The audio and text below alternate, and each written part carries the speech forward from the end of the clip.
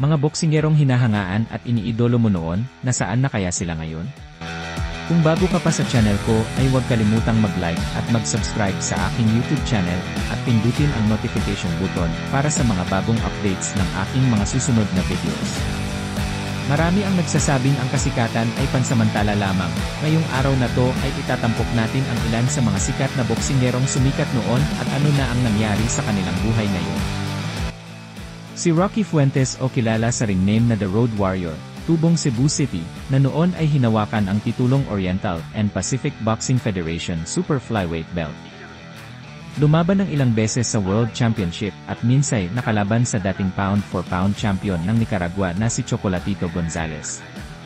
Mas nakilala si Rocky Fuentes sa kanyang pamatay na overhand right at nang nooy madepensahan niya ng kailang beses ang kanyang OPBF belt sa balwarte ng mga Hapon. Nagtala siya ng record na 36 na panalo, 9 na talo, at 2 punyo ay sa pamamagitan ng knockout. Hindi man pinalad na maging isang world champion, naging masaya naman ang buhay ni Rocky sa kanyang pagreretiro. Kasalukuyan siyang boxing trainer sa Japan at masayang namumuhay kasama ang kanyang asawa at anak.